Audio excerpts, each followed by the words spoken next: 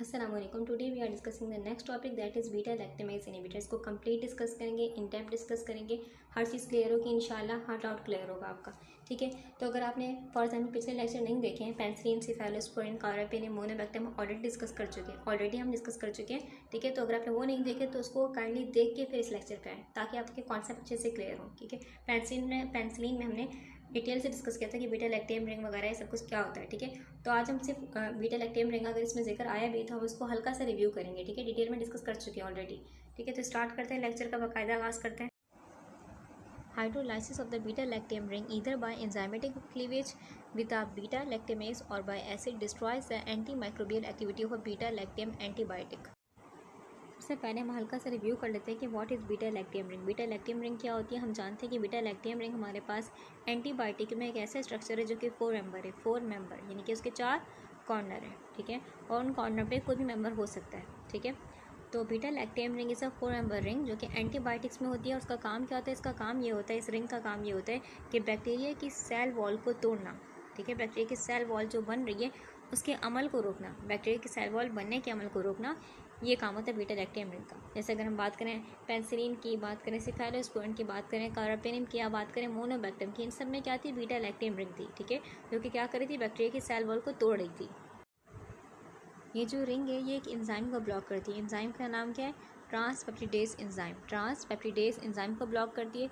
ये एंजाइम क्या करता है, ये एंजाइम बेसिकली जो बैक्टीरिया की सेल वॉल में पेप्टिडोग्लाइकन होता है, पेप्टिडोग्लाइकन उसके बनाने में हेल्प करता है। जब ये एंजाइम ही ब्लॉक हो गया तो अब बैक्टीरिया की सेल वॉल यानी कि पेप्टिडोग्लाइकन नहीं बन पाएगा, सेल वॉल जो होगी वीक होगी, यानी कि बैक्टीरिया जो होगा अपनी प्रॉपर एक तरीके से खुद को मेंटेन नहीं कर पाएगा। दैट्स वाई एक वक्त आएगा वो फट जाएगा, लाइसिस हो जाएगा, वो मर जाएगा, बैक्टीरिया क्या हो जाएगा, किल हो जाएगा। ठीक है, तो हमारे जहन में एक सवाल पैदा हो सकता है कि अगर हमारे पास एंटीबायोटिक में बीटा लैक्टेम रिंग ही ये काम कर रही है कि बैक्टीरिया की सेल वॉल के बनने के अमल को रोक रही है, तो हम सीधा बीटा लैक्टेम रिंग ही यूज़ क्यों नहीं करते। ठीक है, ज़रूरी क्यों है कि हमने पेनिसिलिन, सेफेलोस्पोरिन, कार्बापेन, मोनोबैक्टीरियम वगैरह पढ़ी। इसका रीज़न ये हमारे पास बीटा लैक्टेम रिंग ये प्रेजेंट है हर ड्रग में, पेनिसिलिन, सेफेलोस्पोरिन, कार्बापेन, मोनोबैक्टीरियम में प्रेजेंट थी। ठीक है, लेकिन फ़र्क क्या था, हमारे पास जो हमारे पास बीटा लैक्टेम रिंग थी साथ में कोई और चीज़ अटैच थी, कोई और रिंग अटैच थी। सेफेलोस्पोरिन में यही बात थी, कार्बापेन में यही बात थी, मोनोबैक्टीरियम में डायरेक्टली अटैच नहीं थी, बेसिकली साइड चेन की तरफ अटैच थी, लेकिन अटैच हमारे पास थी। ठीक है, तो इसका रीज़न क्या है, इसका रीज़न ये है हमारे पास ये जो बीटा लैक्टेम रिंग है, ठीक है, बिल्कुल ये बैक्टीरिया के सेल वॉल को बनने का अमल को रोक रही है, लेकिन साथ में जो स्ट्रक्चर होता है बेसिकली वो क्या करता है, ड्रग की एब्जॉर्प्शन को इंक्रीज़ करता है, ड्रग की एब्जॉर्प्शन। ठीक है, बॉडी में जो इसकी एब्जॉर्ब होने की ताकत उसको इंक्रीज़ करता है, ड्रग की स्टेबिलिटी को इंक्रीज़ करता है। ठीक है, अब ड्रग जो होगी स्टेबल रहेगी।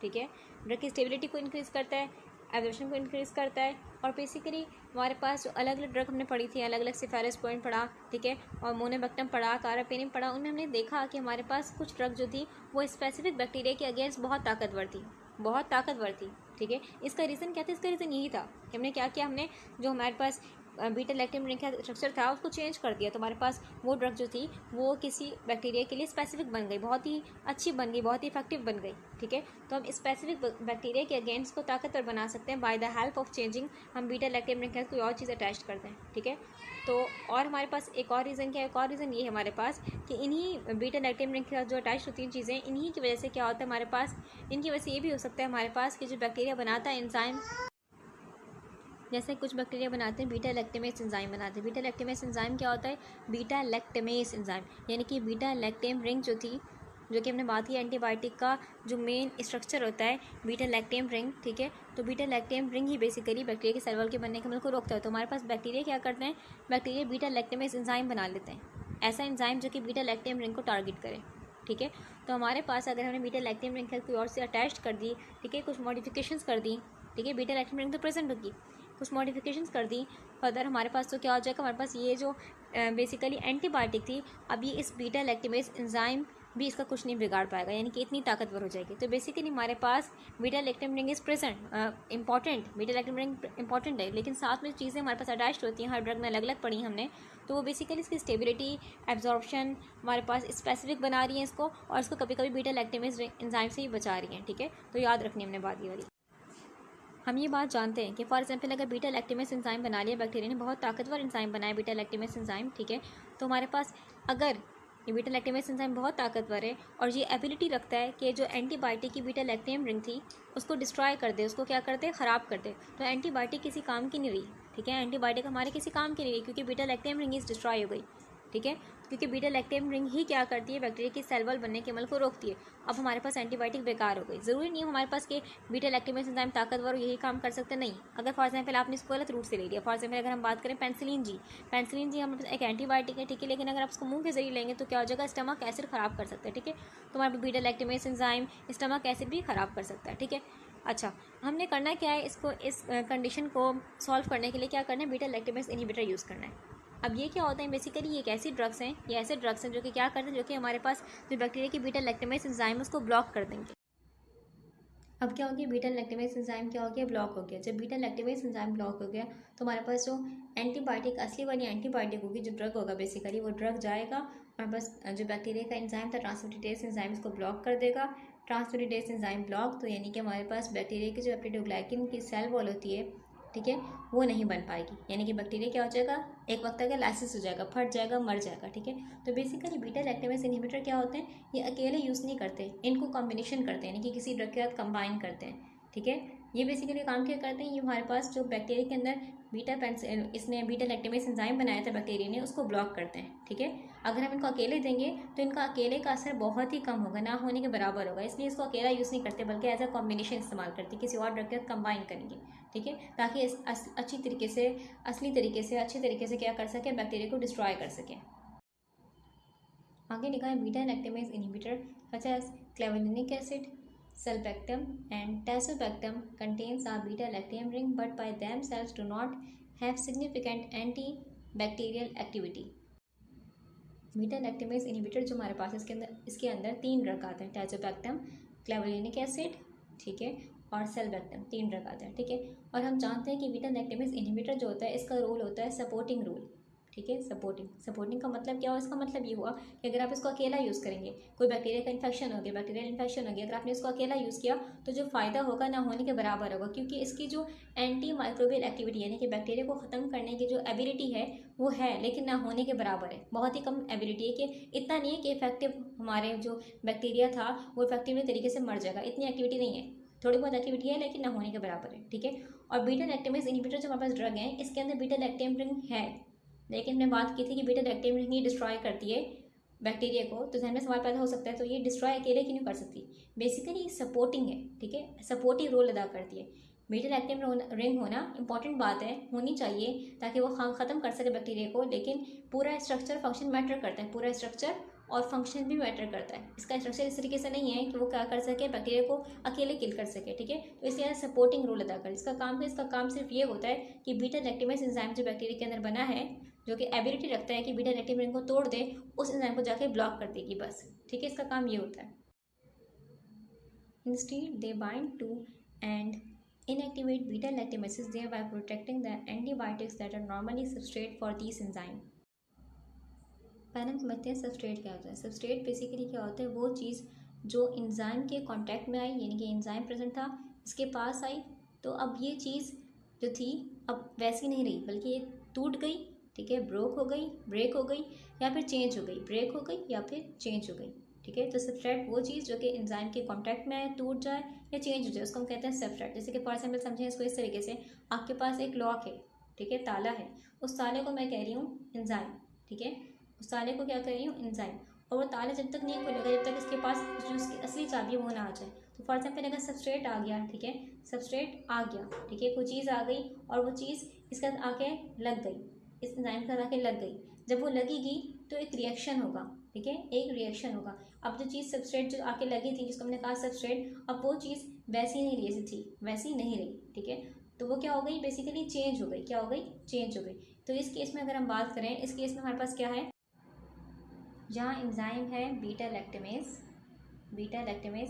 एंजाइम है, और जो हमारे पास ने बात की चाबी जो होगी, जो सबस्ट्रेट बोल रहे हैं हम, वो क्या है, हमारे पास बीटा लैक्टेम एंटीबायोटिक्स हैं, ठीक है।